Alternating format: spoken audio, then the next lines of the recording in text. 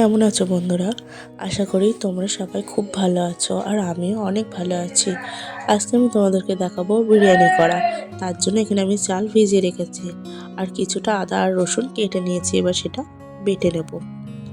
আমি এখানে শিলনোড়া ব্যবহার করছি, শিলনোড়ার মশলা অনেক টেস্টি হয় ওই কারণে।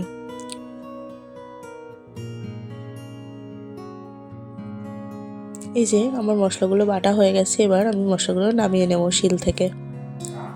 দেখো এখানে আমি চালটা বসিয়ে দিয়েছি, এবার আমি চালের মধ্যে কিছুটা লবণ দিয়ে দেব। দেখো এখানে আমি আলুটা সিদ্ধ করে নিয়েছি, আমি আলু সিদ্ধর মধ্যে কিছুটা রং আর লবণ দিয়েছিলাম। এবার আমি কড়াইতে সাদা তেল দিয়ে দেব।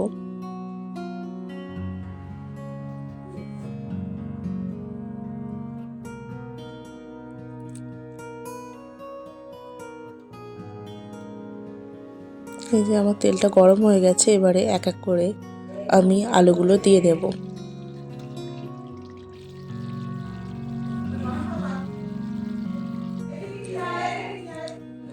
দেখো আমার আলুগুলো লাল লাল হয়ে গেছে, এবার আমি আলুগুলো নামিয়ে নেব। এবারে আমি ওই তেলের মধ্যেই পেঁয়াজগুলো ভেজে নেব বেরেস্তার জন্য। বেরেস্তার জন্য পেঁয়াজগুলো একই সমানে কাটতে হবে, নয়তো বেরেস্তা ভালো হবে না। এই যে আমার বেরেস্তা করা হয়ে গেছে, দেখো এই যে এদিকে আমার চালটাও ফুটে গিয়েছে, এবার আমি চালগুলো নামিয়ে নেব। দেখো আমি চালটা নামিয়ে পাতিয়ে রেখেছি। এবার আমি তেল গরম করে নেব। ওই তেলের মধ্যে কিছুটা শুকনো লঙ্কা আর তেজপাতা দিয়ে দেব।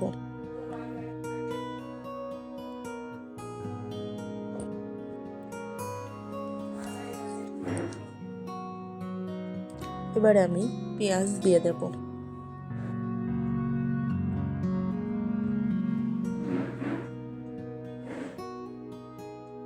আগে থেকে বেটে রাখা আদা রসুনটা দিয়ে দেব।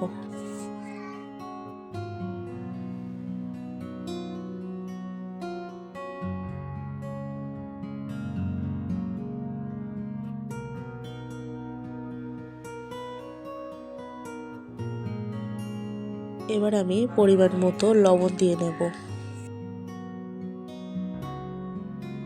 এবারে কিছুটা চিনি দেব। এবার আমি হলুদ দিয়ে দেব, দিয়ে ভালো করে মশলার সাথে মিশিয়ে নেব।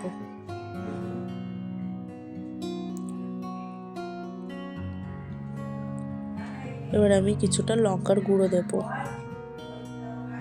এবারে মশলাটাকে ভালো করে কষিয়ে নেব। দেখো এখানে আমার মশলাটা কষানো হয়ে গেছে, এবার আমি গ্যাসটা বন্ধ করে দেব। এবার আমি কিছুটা গরম জল নেব, গরম জলের মধ্যে আমি আমুল দুধ দেব।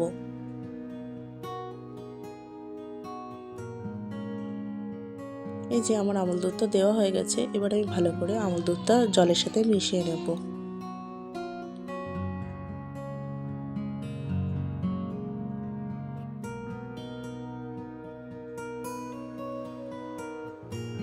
এই যে আমি কিছুটা কেওড়ার জল আর কিছুটা গোলাপ জল দিয়ে নিলাম পরিমাণ মতো।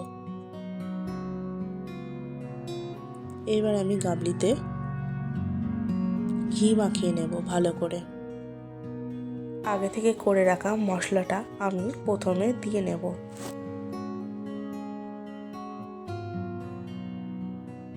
এবার আমি কিছুটা ভাত দেব।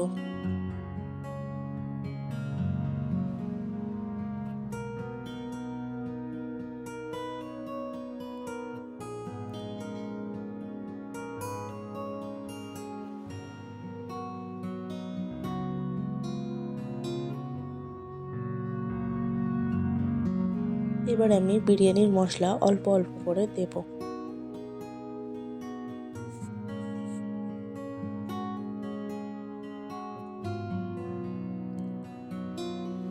এবারে আমি অল্প করে দুধ দিয়ে দেব।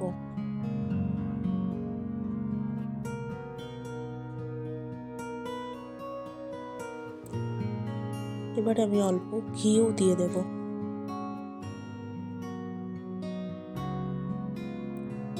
এবারে পরিমাণ মতো লবণ দেব।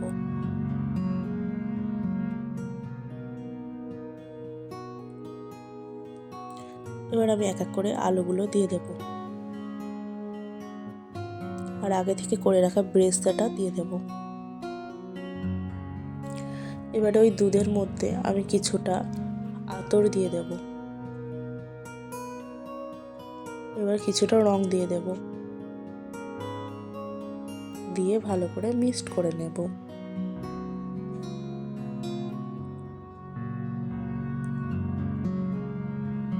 দেখো আমি আবার কিছুটা ভাত, তারপরে পেস্তা, তারপরে ঘি দিয়ে নিলাম।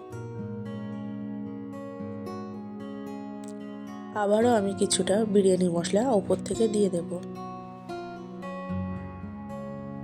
আমি রংটা এক জায়গাতেই দেব, পুরো জায়গাতে দিলে পুরো ভাতটাই কালার হয়ে যাবে, আর এক জায়গাতে দিলে কিছুটা ভাত কালার হবে, তাতে দেখতেও ভালো লাগবে। এবার আমি দমে দিয়ে দিলাম। দেখো আমার দমে দিয়ে নামানো হয়ে গেছে, দেখতে ঠিক এরকম হয়েছে। দেখতে যেমন সুন্দর হয়েছে, খেতেও কিন্তু খুবই সুন্দর হয়েছিল। ঘরে থাকা জিনিস দিয়ে বানিয়ে ফেললাম আজকে আলু বিরিয়ানি। সবাই জানিও কেমন হয়েছে।